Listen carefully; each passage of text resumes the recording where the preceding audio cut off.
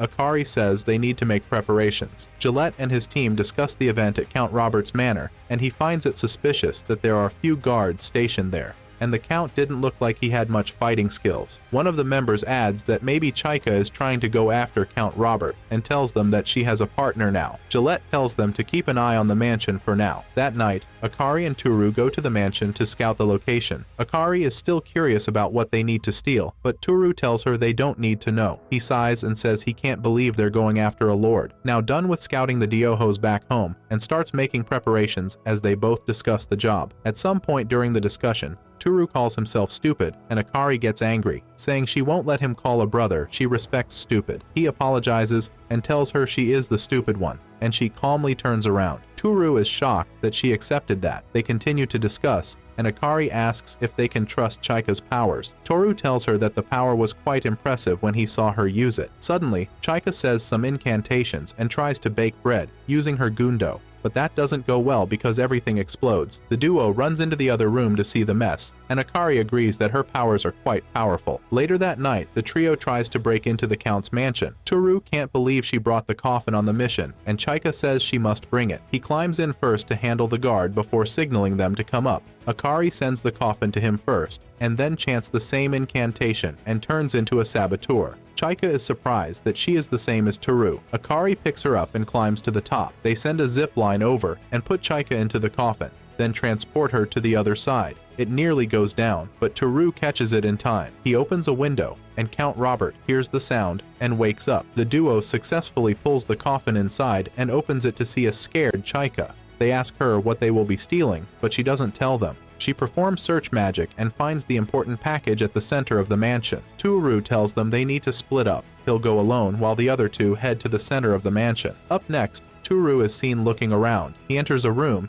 and suddenly Robert enters behind him like he was expecting him. Robert thought he worked for the team that came to his house earlier. He uses magic, and the knives and swords on the wall attack Toru. Toru realizes that he is a wizard. Things in the room continue to attack Toru as he tries to dodge them. Suddenly, Akari and Chika arrive to help him. Robert is shocked when he sees Chika and stops his attack. He says she should be dead. Robert swears he killed Chika 5 years ago. He tries to attack her, but Toru steps in and pulls her out of the room, shutting the door behind him. Robert still wonders how she is here when he has already killed her. In another room, Toru wonders how the wizard is doing magic without incantations. Chika says that it may be because Robert is one with the mansion. She tells them they need to destroy Gundo. Chika points out that he may be using the important package as his Gundo. Toru says they'll have to split up again. He will distract the wizard while they find the source of his magic. Somewhere in the mansion, Toru turns into a saboteur and faces Robert. Robert uses magic to blast him, but Toru dodges the attack. He continues to attack him. Toru drags a curtain down and continues to run while Robert follows him. The two girls enter a room in the center of the mansion,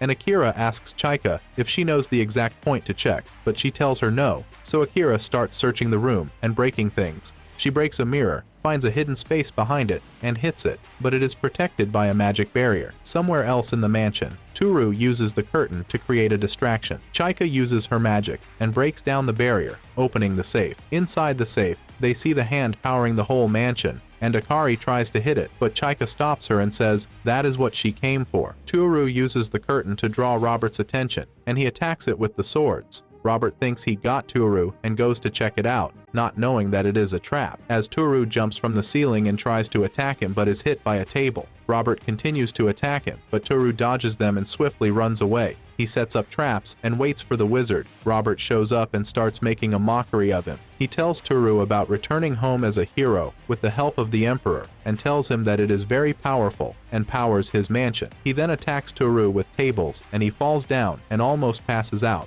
He goes to finish him up, but Toru stands up, and Robert powers the night figures in the mansion as they start to attack him, but he dodges them. They jump towards him again, but suddenly stop and crash to the ground immediately. Toru releases the strings he set up earlier, and Robert gets caught in the trap. Toru calls off his blood transformation and turns back into a human. He tells Robert that Chika is also a wizard. Just then, the duo joined him in carrying the package. Robert thinks they are trying to sell the Emperor's hand and tells them that he is willing to pay any amount but they ignore him and leave. Outside the mansion, they create explosions to create a distraction so they can get away. As they slip out, one of Gillette's men, Leonardo, watches them from a tree. The trio stops at a corner and asks her about the severed hand, but Chika doesn't answer. She just looks at it sadly. Toru continues to question her, but Chika takes out money to pay them for the job and tells them thank you. The duo looks at her with mixed feelings. Suddenly Toru feels something and pulls Chika out of the way as an arrow brushes past her. They turn to see Gillette and his team. Gillette tells them to leave, and they won't be charged with a crime. He says they only want the girl in the hand. His team tries to belittle the siblings. Gillette still tries to convince them to leave.